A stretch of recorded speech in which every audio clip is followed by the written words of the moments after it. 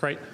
So welcome to our kind of final panel discussion for the day. So I'm very pleased to have four very special guests who are going to be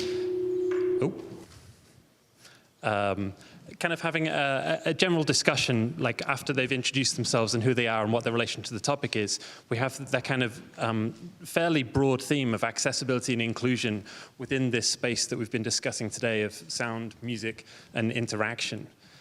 So just to very briefly introduce our panelists, on this side we have Brian Condon, Jon Pigrem, Gawain Hewitt, and Victoria Kinsella. And I'm going to pass over to Jon to kind of be a chair panelist. And yeah, thanks very much. Hello, how you doing? Can you hear me? Yeah. Yes, awesome. I think Tom said it all actually. So we're going to talk a little bit about ourselves and then between us and hopefully involving some of you around the subjects of accessibility and inclusion. Yeah, hopefully you've got lots of questions that we can talk about as a group. For now, I think I'll hand over to Brian if you'd like to start. Okay, I'll put a timer on, so I've got 5 minutes. We heard Matt speak earlier. He's dealt with a disability for a long time. I less so. I was involved in a serious incident out at sea in 2001. A bit like Barad, when the universe comes to bite you, it came to bite me that day. It was my first day back at sea after COVID. And before that, I'd worked on this really cool business model, which is, I guess, why the universe came to bite me. I spent about the time from March to October sailing tall ships, teaching children how to sail tall ships, and then October to March, less interesting, but made enough money to do things in the summer. I was doing high-value consulting, mostly for government, and based on my kind of technical background.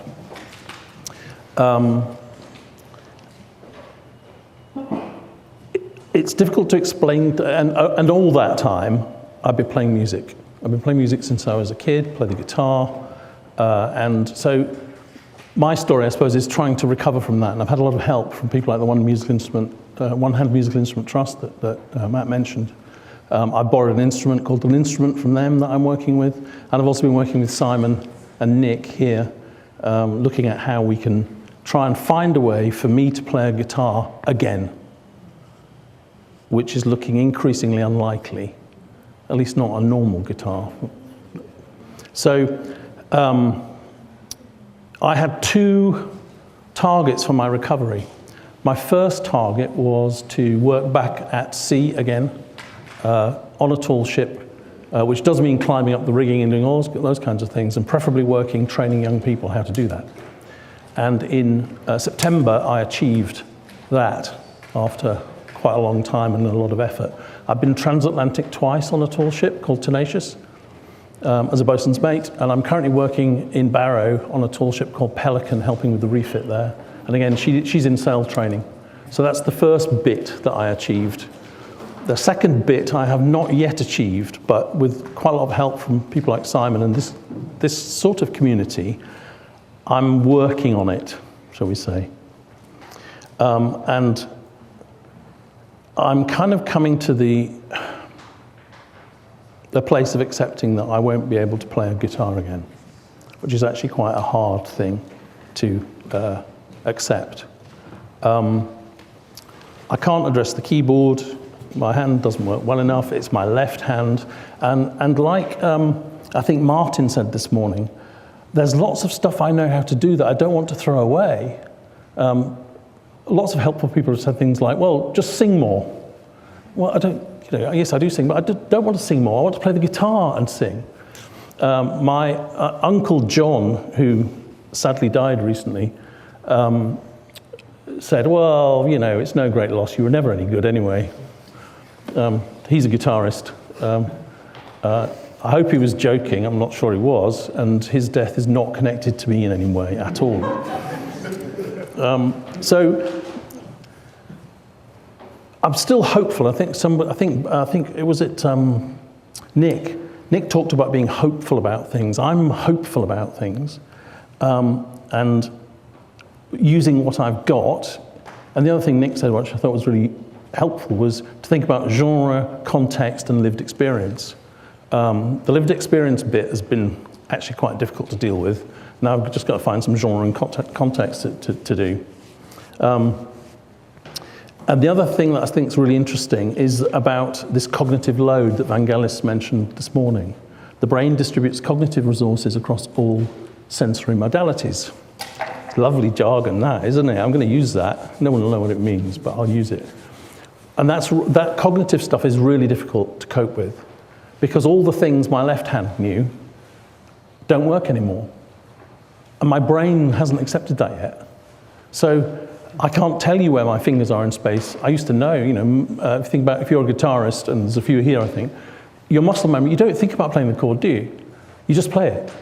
Because there's that intimate connection with the instrument that is something that is really valuable. And the only person who mentioned joy today was Courtney, I think, and brings joy. And so one of the things for the second part of my rehabilitation is, how can I find the joy in playing a guitar-like instrument, not like I used to, because that's never going to happen, but in some form that gives me that satisfaction of being able to make the kind of music that I want to hear. And that's my 5 minutes. Thank you very much, Brian. I'm Jon Pigrem. I work for the University of Sheffield. I make musical instruments for people living with dementia, which is an interesting project. My PhD looked at the entanglements of the physical and the digital, so how much what we make our instruments out of communicates to us, as opposed to what the lines of code are doing. Surprisingly, actually, we play the box a lot more than the lines of code that run inside it. I've taken a lot of that into my work with people living with dementia, which is a really interesting HCI challenge. How do you use music technology with groups of people that have stopped being able to use their mobile phones? They're starting to be challenged with the TV remote controls, which is an interesting paradigm considering NIMEs and DMIs and that field that we work in. Yeah, I don't think we've got the handle of that yet. I think we're still working on it. How have we approached it? Well, we've started off with hiding technology, no mouse, no screen, no keyboard. How do we embed computers in solid devices, often made out of wood and varnished nicely to bring some fetishization? How do you make technology that you can't not touch at the point that you've become terrified of technology? So for the first year of our work, really, it was a hardware design task. How do we create these things that actually bring people in and together and give them confidence to touch and to interact? As I say, we've done this with building computers out of wood, giving them lovely shiny varnish coat, and the first thing you get is, oh, that feels nice, and then, oh, this is quite robust, I'm not going to break it. Using first wave HCI buttons and sliders, things that were in jet planes 60 years ago, which even once you've forgotten your name and your room number, you'll probably still know how a slider works and how a button works. So, and this is something that we find working with diverse groups of people living with dementia. And so how do we embed into that some form of a musical language and a possible musical language? The next challenge that we've been spending the last year or so working out is, how do you design for cognitive decline? If the following week you're not necessarily going to remember as well what you did the previous week, how do we build on that? Considering most musical interaction sort of scales up in terms of complexity, we add more notes, more complicated timings. But if that isn't a possibility, how do we create rewarding musical experiences for people that aren't just piecemeal, it's not something patronizing? Also bearing in mind that most people with dementia are over 65. A lot of the people that I work with, the average age is 75 to 85. So the musical output needs to be rich and it needs to be age appropriate. If you've never learned to play the piano, you don't want to be learning the C major scale, age 82, struggling with dexterity. But you do want to take pride in something that you've done musically. Maybe more pride than just, I've shaked an egg shaker in a group environment for a bit. Those activities are wonderful, but is that what we enjoy as composers and musicians? I think for me, I enjoy the agency, the independence that comes from that. So putting all of this together into a package has been, as I say, possibly the hardest and the most interesting HCI exercise that I've done. We've made a few devices that, as I say, hide away technology and make it very much an analog interaction. I'm working on something or a notion at the moment that I call the audio playgrounds. What the audio playgrounds do is they borrow from, I guess, Terry Riley's In C. If any of you know In C, it's a wonderful piece of music. There are 32 cells. They're completely interchangeable. You can play pretty much all of them on top of each other at the same time. And as they combine, they push the arrangement off into new harmonic zones. We've sort of taken that, and I actually tried using In C originally, but the average person with dementia was a bit like, it's a bit too new age for us. So we've taken those sensibilities and we've written ska versions, pop versions, rocksteady versions, reggae versions, just music to meet the average population. And yeah, with these audio playgrounds, we're actually trying to embed agency and independent decision making within the musical interaction for people living with dementia. Particularly in a care home environment, we find give it a few weeks, they don't cook for themselves anymore, they don't make tea anymore, the institutionalization happens really, really quickly. So a lot of our work is really trying to make sure that people are conscious of their actions, they know what they want to do, and they feel proud having made that, because the opportunities for that become really few and far between. So if we can manage to put handles on that and use it every day in a care home, we're super happy. So that's sort of where my work and research is going. Okay, thank you. Hi, I'm Gawain Hewitt. I was somehow conspired to get a photo of myself and Matthew. I'm an artist and musician. I make interactive sound arts. I have a daily music practice. I've played at places like the Wigmore Hall, Royal Festival Hall, and make interactive sound art. I did a piece that's just been hung in Great Ormond Street. I guess the two things I think are relevant to what we're doing today is I'm a community musician, so weekly, sometimes daily, I'm making music with groups of people because I really believe that making music together is important, and it helps me feel better, and I think it helps other people feel better. So tomorrow morning I'll be in an alternative provision school, what used to be called a pupil referral unit. So that's children who've been expelled from school, working with 7 and 8-year-olds to really make free improvised music, also borrowing from Terry Riley's In C often as a concept. And in the afternoon I'll be in UCLH in hospital, in a ward of a hospital, working with young people recovering from medical procedures. About 10, 11 years ago I was working at a place called Drake Music as a charity, and I set up the DM Lab program. Initially, my thought was that technologists, I wasn't at that time coding or making things, my thought was that technologists could offer something to broaden the range of accessible musical instruments. The main things that were in the Drake Music toolkit at that time were the Soundbing, which I think is great, I should add, I really do like the Soundbing, and we're just beginning to use iPads, and that was about it, all in the Scoob. I thought there was more to be offered, and that there was a lot of talent out there that could be offered, and honestly I had a very charity-minded model to that. I really felt that clever people could solve problems for disabled people, and I took that attitude to the programme and ran a hackathon, which was hosted by people you'll know, I'm sure. And at that place I met people like Kelly Snook, Becky Stewart, people I'm sure you all know, who then introduced me to Mimi Gloves, all the wonderful people. I'm forgetting people's names, I got nervous forgetting stuff. But and got into this area. So key projects I've been involved with. What I found is over time that what I wanted to do couldn't be done just by other people, and that I wanted to be on the tools myself. So I started to learn to make and code myself. So just a couple of things I want to draw attention to. Picture me doing hackathons. And there you go, the Kelly casters. So John Kelly is someone I work very closely with. He's a friend and colleague, and really he was one of the first people to really put me straight on this idea that I should be solving problems for people, at people. He came to me and was like, I've got this very clear design for a guitar that is accessible for me and meets my artistic vision and my access needs, and look, I've drawn it. I know exactly what I need. Can you help us to do this? And so we ran a hackathon. He's sat here with the Mark I prototype from the hackathon, which worked, and which was just brilliant, a very emotional moment. Here he is with the final version. That's me, John, and Charles Matthews. PD, pure data was used in the making of this instrument. It's 10 years old this year, and we're currently working on a Mark II, which is very exciting. Also, I was one of the first glovers. I just had an instinct that it would work for accessible music technology. So I bought a pair without really knowing what I was going to do with it. But by chance, my hands happened to be the same hand size as Chris Halpin, who I was also talking to. He was also like, Gawain, I need some help with accessible music technology. Long story short, he got the gloves. They've changed his life. It's been brilliant, but it's been led again by him, his musical views, what he needed. And the last sort of important person I'm known for working with is James Rose, who he's a conducts using his head, came to me, said he needed a baton. And I think in many ways he sums up what I think accessible music technology can do. You know, once we designed the new baton for him as a team, he then went and got himself tuition at the Royal Academy of Music, got himself placement with an orchestra, conducted at the Royal Albert Hall, and it was, it's been really exciting. More recently, I've worked on this, working with the LPO, London Philharmonic Orchestra, and Great Music. This is an accessible harp I've made.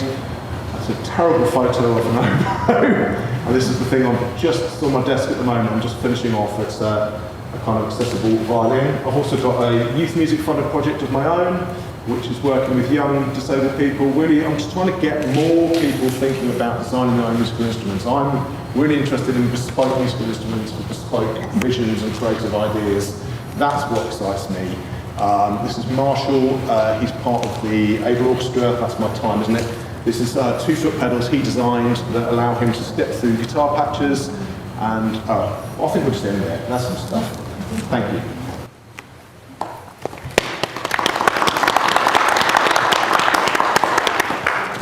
I don't have any slides, and I have to say that I've come here today and I'm really blown away by everything that I've seen, because I come from an education background. So that's where I'm coming from today, and I've prepared a few notes of things that I wanted to present to you around some of the challenges that we face in education and thinking about the musical pathways of young people. Music education in England is in decline, with GCSE music entries dropping by 25% and A-level entries falling by 43% between 2010 and 2020.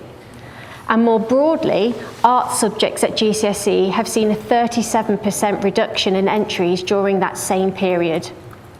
These declines are partly attributed to policy shifts like the English Baccalaureate, which prioritises core academic subjects over the arts. Despite this, we have the National Plan for Music Education emphasising the importance of inclusion, and it states, "We expect music education to be fully inclusive so that all music educators commit to achieving greater access and more opportunity in music education. And one of the ways in which this can be put into practice is by identifying and removing barriers, including for children in low-income families and children with special educational needs and disabilities." So whilst these statistics paint a challenging picture, I think they also underscore the urgency of reimagining our education system. And today I want to talk about some of the ways in which I think we can reimagine what it could look like. So in collaboration with colleagues from Imperial College London, Andrew McPherson, who I'm guessing you all pretty much know, and with OMI, who we've mentioned a lot in this room today, I lead an AHRC-funded network called Music and Disability. And during our first event, we had a focus on education, and one of the participants shared this really interesting insight. They said, "To feel included is to feel anticipated." And this idea of anticipation is really started to become like a crucial starting point in my thinking. Instead of merely reacting to barriers when they appeared, we need systems that proactively identify and address potential challenges. So how can we start to do that in education? Well, to create a more inclusive music education system, we must broaden our understanding of disability through frameworks like the social and medical models, which many of you have presented and know about today. But in education, those things aren't often taught or learned. So as a trainee teacher, they're not things that you would think about. Secondly, an inclusive curriculum, so how it is taught and learnt in schools, is not just about content, but also about delivery and assessment methods. Representation matters. Students must see disabled role models thriving in music. Flexible assessment formats such as portfolios and video submissions are already in use by some institutions like Trinity and ABRSM, but they're not prevalent in schools. Think about your own education. Think about what it was that you were working towards. You're working towards a GCSE or potentially some music examination systems that didn't have portfolios or video documentation. So what types of learners are we building through our education system? We've talked a lot today about collaboration, and in education, inclusive collaboration depends on good data sharing. Schools, music hubs and organisations must share data to anticipate student needs and provide targeted support. Adaptive instruments can transform disabled students' experiences in music education, boosting their confidence and engagement. That's fantastic. No one would take that away. Yet these tools can often be costly and not widely available, and more work needs to go into their assessment and progression routes for these instruments. For lasting change, inclusivity must be embedded into policies across all levels of the music education ecosystem. Patrick Smith highlights the importance of participatory policy making in music education, and he says, policy frameworks often perpetuate systemic inequalities by failing to engage with the lived realities of diverse learners. A shift towards participatory policy making is essential for true inclusivity. I think that really kind of underscores where policy making should go. Again, thinking about that notion of anticipation and thinking about the needs of our diverse learners. And there's some things that I'd like us to think about in terms of music education and our system. Thank you.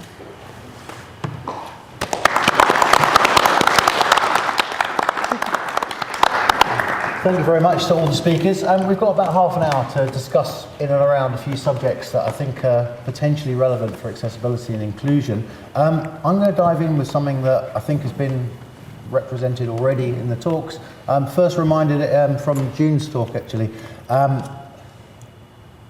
And also it reminded me of the intro to Jacob Harrison's PhD thesis, which is on accessible instruments. If you haven't read it, it's a really good read. Jacob questions why accessibility is often a reaction to a deficit model.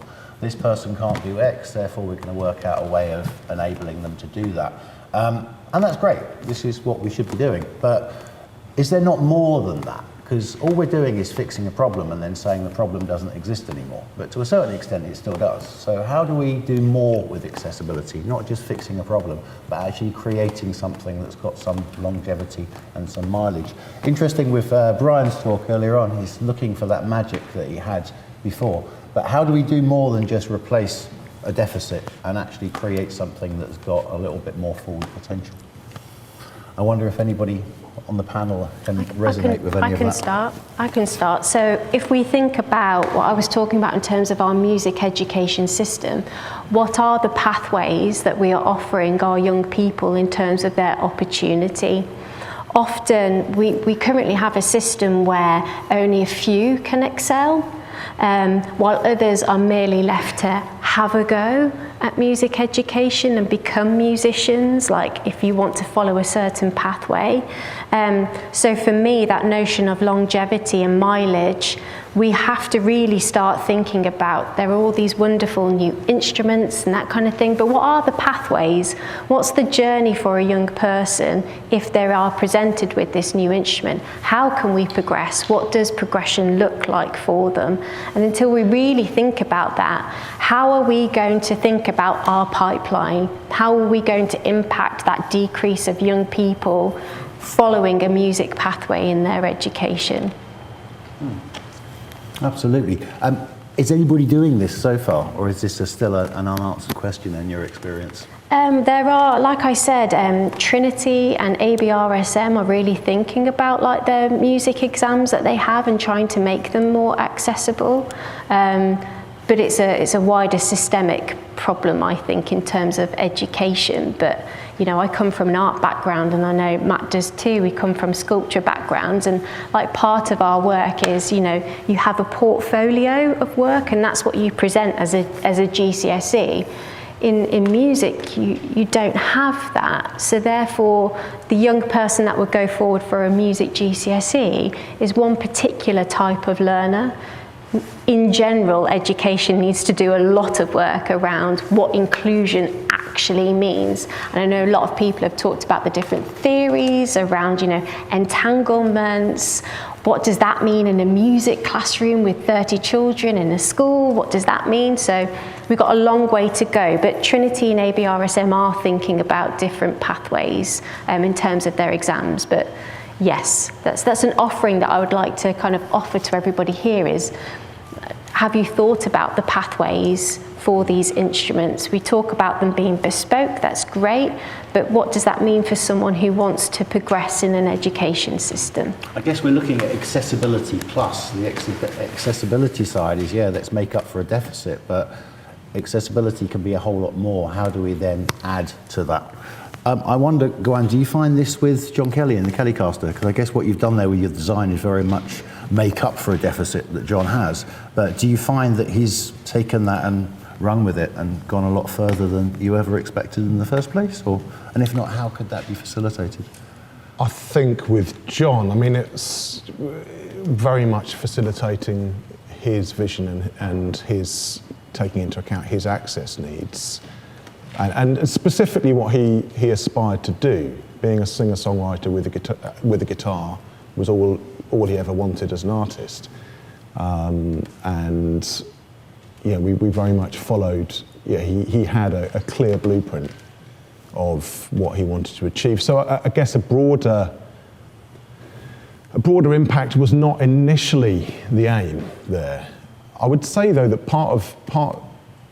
one thing that can help is greater visibility of people doing different things. So if you've got nothing to aspire to, and I know John is a big fan of Ian Dury, and Chris, for Chris it was very important, Mick Scarlett growing up, to have visible disabled musicians doing something important and artistically credible. It was really important.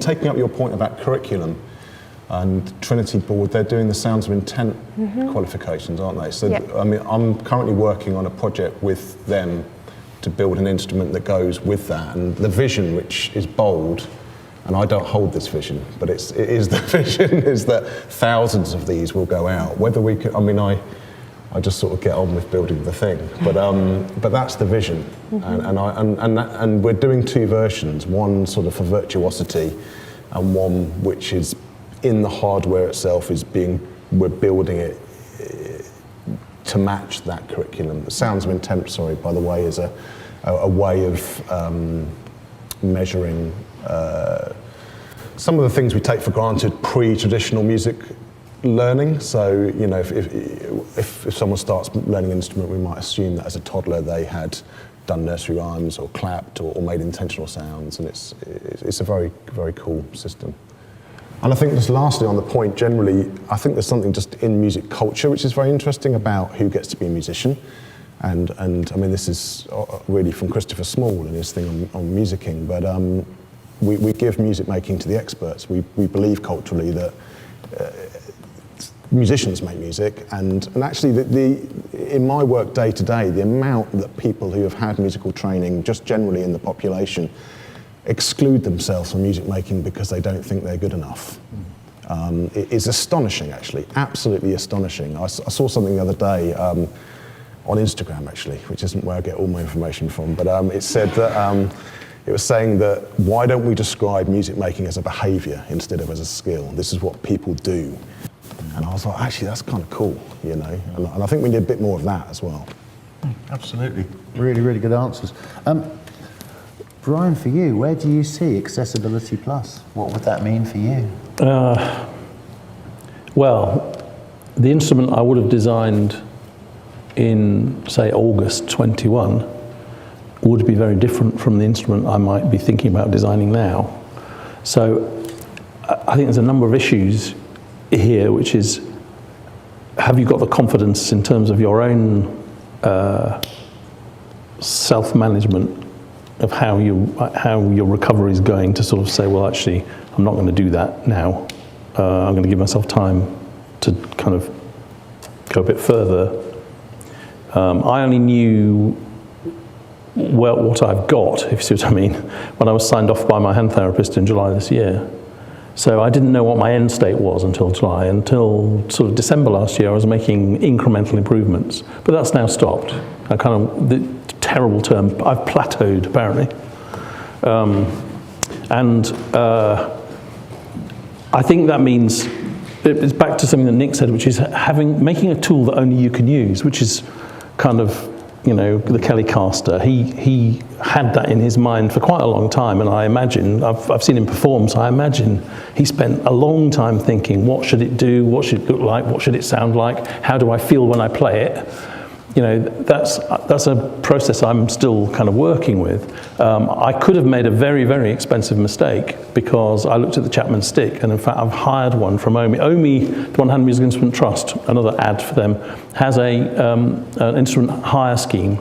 So for a fraction of the cost of a Chapman stick, which you can't get anyway because you've got to wait 2.5 years or buy one second hand somewhere, I got a Chapman stick, and I very quickly realized not only did I get it too early, because I was still in too much pain to kind of really address it, I just couldn't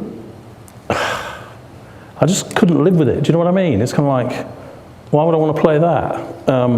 And you've got one. And I have one, I know exactly what you mean. yeah, it's kind of great, isn't it? It's great and terrible simultaneously. And actually, I've gone the iPad route as well. I play Logic Pro on the iPad.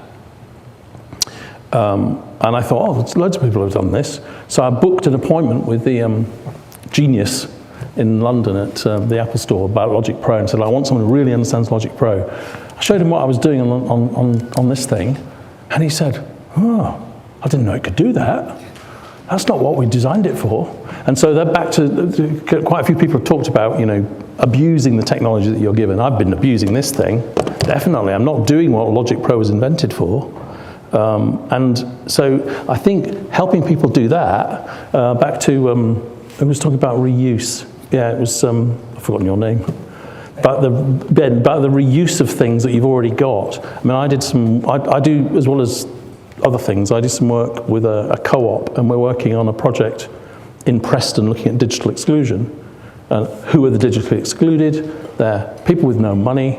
They're people who never got educated properly, and they've got a smartphone but they don't use it for anything because they can't apply for jobs on it because they don't know how to do it. And the elderly, because they can't access public services over smartphones because they don't know how to use them. But actually the smartphone is a fantastic thing.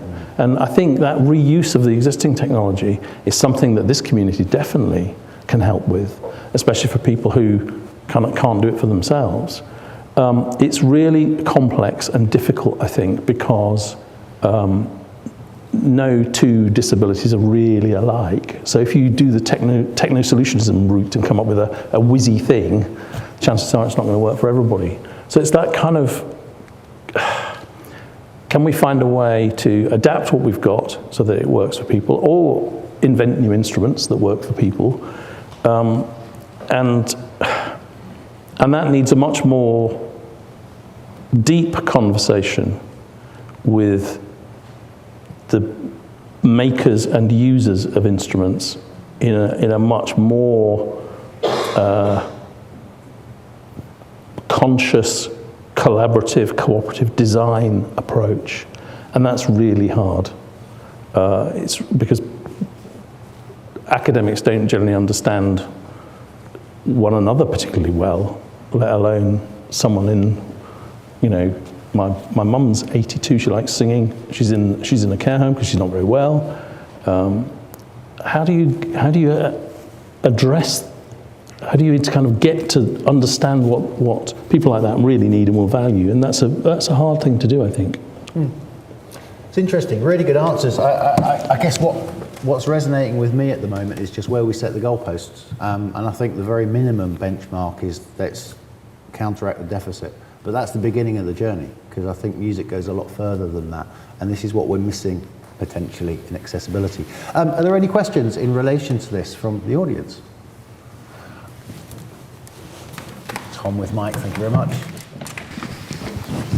So I was interested in what you were saying about kind of music making as a behaviour in a social context and how to encourage that and sort of widen, you know, the scope of who can take part in music in a social context. And what role do you see, it's quite a big question, that music venues might have to play in that kind of encouraging music making among groups of people? Oh, wow. I mean, this is a massive question, isn't it? I mean, what does success look like? What is music for? I think our structures, the industrial complex around music making and distribution is not set up to support or distribute that kind of music making. I've found in my own community music practice that there are ways of setting up and running a session that can encourage people who wouldn't otherwise make music to make music. Often it's really critical you don't talk, actually. Someone was talking about music earlier on, and yeah, often the most success I have is when I can somehow conspire to not speak at all and almost set up the room like a playground of musical instruments and please touch. That was just some musings. That's not an answer, is it? Yeah. But do these kind of sessions sort of get shifted into like a performance context as well for the people who are getting involved? And when they do, and if they do you see that as quite an important part of it? Seldom, and that's because I specialise in working with people who are in... it's quite important that they remain anonymous for their own recovery, because I'm working in psychiatric hospitals or I'm working with young children. So what we've sometimes done is put their work into sound installations that can be interacted with, and then I try and get that same playful essence into the sound installation. We'll put it into a gallery or a concert space, and then older children have the choice to self-disclose that they're part of that if they want to, but I would never do that on their behalf. I'm interested in that question in my own artistic practice, and I've found it helpful to become closer to that myself and feel more whole in everything I'm doing. So yeah. Could I answer some of that, I think? So your question was who can take part? So in education, and maybe some of you have been through the process, so in schools we have whole class ensemble tuition.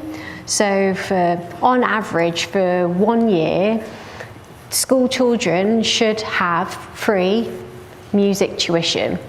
Typically it would be on one instrument as a whole class, so ukuleles, violins, etc. What often happens is that a guitar, ukulele goes into the school, but what happens if you have an accessibility need? You are excluded. You are othered in that situation. So who can take part? That is a national programme that should offer opportunity for every young child. There are issues around that, and Omi, other people are working towards making that more inclusive, but already you are excluded. Often then, as school groups, as children, you will go to a venue to do a performance. But again, they're not set up accessibility-wise at all for young people, anybody with a disability. In one of our network events, we even went round, and I'm going to say this, like, I'm from BCU, we have an amazing new conservatoire, fantastic. So one of the first things that we'd done is we went on like a trip around the conservatoire. What was accessible about it and what was not accessible about it? Well, I can tell you there was a long list of what was not accessible, and this is a new building. So again, like we talk about this word inclusion, actually we're still really talking about exclusion. Like it just doesn't happen, and we have to have a complete mindset shift of the whole way that we think, work, act and do. That's what I say when someone said that thing, you need to feel anticipated. We need to have systems that put things in place to take away any potential barriers, not think about them after when they're about to happen or have happened. So who can take part? Well, if you've got an access need, the likelihood is that you potentially can't take part. So can I just extend on that a little bit? I mean, I don't have a musical thing here, but my eldest have EDS, which is a hypermobility thing, and so they get chronic fatigue, and they're just applying for art school at the moment, and their whole criteria for applying for art school is accessibility. It's not about if it's the #1 course in the country, it's not about that, it's about accessibility. So we've been to see about 13 different illustration courses, and only one they felt was adequate. One in the whole country, and we've been to some of the best ones, some of the best ones, so forth. And Brighton, for example, which was her favourite, called completely inaccessible, she said, because it just didn't. And it's really interesting that when you have different needs, the questions you ask and the questions that you want aren't the same as what I was like, when I went to university, what's to do maths? In terms of, and that was my one priority, not about whether it had good halls. That's another thing that they asked straight away, where are the halls in relation? And I think that's, for me, has completely opened my mind to the way that, our accessibility and what should be available for people is just so varied on those needs. Anyway, I just wanted to say that. Yeah.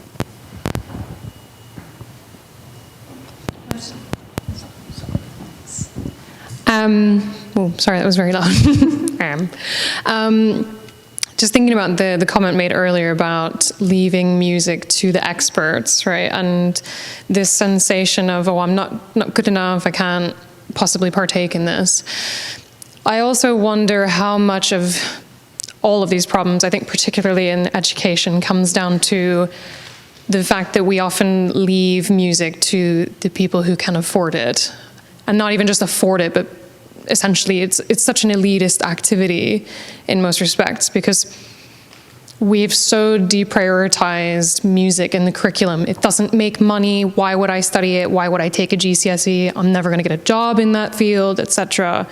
I don't think anybody here would agree with that, but that is the agenda that not just the UK government, but around the world we've been pushing. It's not worth studying art because you won't make any money off of it. So obviously we have a huge fundamental societal problem here. And what I want to know is, it's good to listen to these different perspectives, but I find myself, and maybe other people do, I find myself feeling very hopeless about a lot of this. How on earth are we going to design tools for disability when we can't even get able-bodied children to uptake music curriculum? So what are some of the things, I think, we're probably in this room all in very much agreement that music is just a human activity. We don't need to make money off of it. It should not be monetized at all. And we can enjoy it and, make music just to make music for the sake of doing so. What do you think we could do as a community that believes in that to support organizations where perhaps our governments are apathetic or maybe just more interested in getting people back to work rather than enjoying these kinds of activities? What could we do as a community to support each other, to supersede some of these societal, structural things that we're now hearing and coming up against?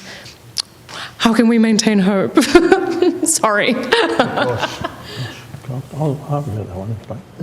I think it's kind of a bit ridiculous to say, but you can only do what you can do. Yeah.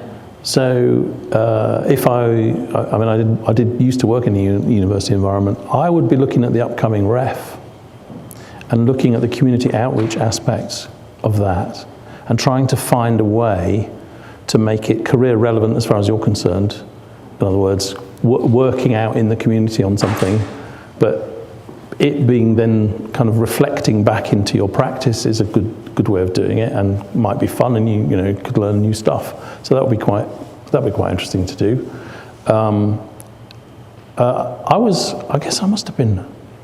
I might have been 10 or something before I realised that people didn't do music.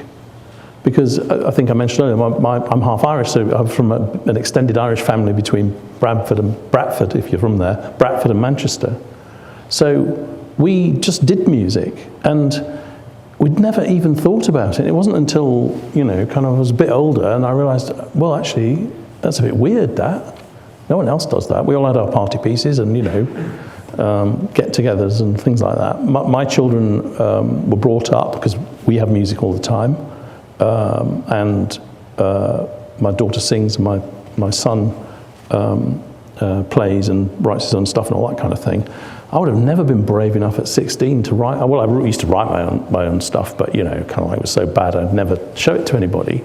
But I think I'm a bit more hopeful than you are, because I think a lot of younger people are actually making music and putting it out there and not trying to make money on it, and they're doing it because it's fun and because they have fun with their mates doing it. I think we do have a problem in that everybody seems to want to try and make big money out of anything they do. It's the same in kids football. For 10 years I managed a kids football team. There's a significant proportion of parents who think that their child should be in the Premier League, and that's what they drive. I'm not kidding, it's absolutely true. That's what they think. We ran an open access team, and you didn't have to kind of come on a trial. You just had to show up and play football. And some of the pushier parents would go to clubs that had squads A and B, and selected, and had kids sitting on the bench for an entire match in the winter. We didn't do that. We rotated players through and all that kind of stuff, and it worked really well. But it's very hard to do, and you have to be really determined. But I think my advice is, for what it's worth, just find a bit of local space you can help with. Who was it said in their presentations, the quote, space is more than the thing you just go through. Find a space, or find a way, Simon's thing about creating an environment where people feel they're being given a big hug, and then they just get on and make some music. I don't think I can't give you a big answer, because I think we've lost that battle. So I think we're into kind of guerrilla warfare, really, in the local environment that we can have a positive influence on and feel good about doing it as well. Because as a musician, or as a music teacher, you have to get something back emotionally and intellectually, possibly emotionally more than anything else, I think. So finding a way to give and get simultaneously, I think, is something worth having a go at. I don't think it's a brilliant answer, but that's kind of how I feel about it. I've got a few points. I came with a lot of doom and gloom, a lot of statistics that were like, oh guys, this is getting really bad. But there are lots of hopeful things on the agenda. So we're currently going through a curriculum review with the new government, where anybody could have submitted evidence to support a rethinking of the curriculum. So that's the first good thing. We're going through a kind of series of changes in education. But one of the things that we have to think about, and there is hope for, is changing what we give value to. And I think there's a lot of discussion around that in education, is what are we giving value to? There is a crisis in education in terms of SEND, disability, the complex needs of young people that often don't go identified, but present themselves within the classroom. You have 35 kids in a class. Like it's a lot to get through, but there are some thoughts about what we give value to, particularly around creativity, creative processes. What does that mean?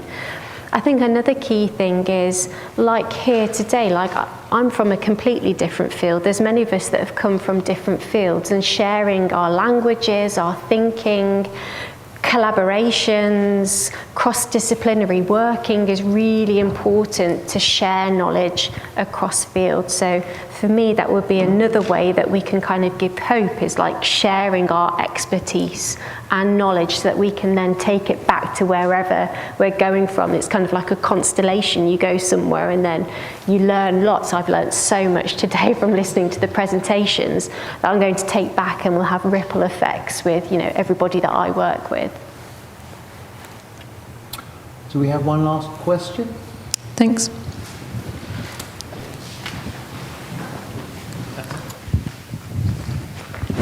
Thank you. So up until a few minutes ago, I don't want to admit how many, I thought of accessibility as accessibility of outcome. So how accessible is a certain result, like playing an instrument or playing in a band or whatever it is. But then the name of one of my childhood musical heroes, Tony Iommi, was brought up earlier in your talk, Matt. And I remember a crucial part of his story, which was that in the days and weeks after his accident, he was completely depressed because he thought that he would not be able to play again.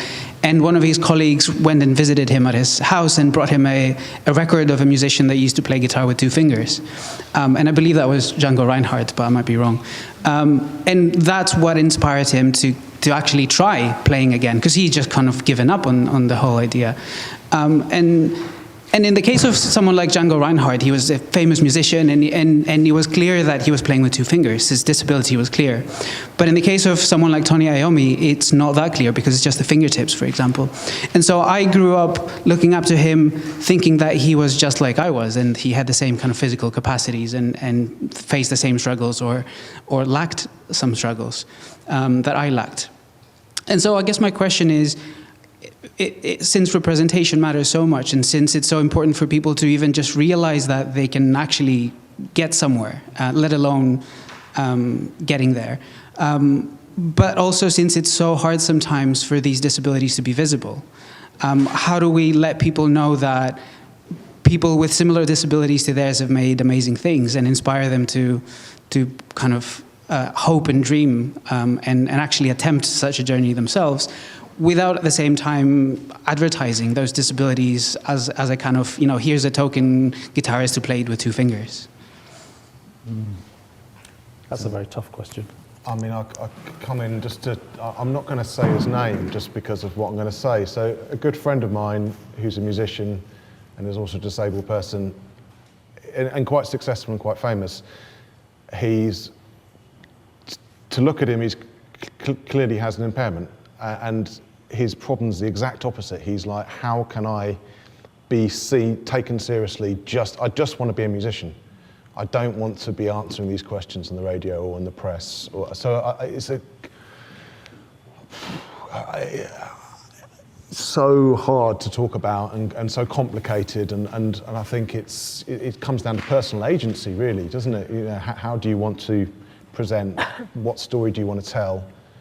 I would say everyone's got a right to be who they want to be, tell the story, but also, I don't know, something I've thought about a lot, I've been doing this for a while, is the right for people to make great music and terrible music and good art and bad art, and I don't know, it's really complicated, this stuff, isn't it? So I'm just going to throw that in the mix. It's hard, and this is the first time I've spoken in public about my situation and what I'm trying to do and doing. I think it is down to personal agency. I think you're right. I think it's about, can we find experiences that people are prepared to talk about that can help us deal with what we've got to deal with? And there's no other way of doing it, I don't think, is there? Excellent. I think in order of time, I think that might have to be our last question. So thank you very much to panel members, Gawain, Victoria and Brian, and to you and your questions.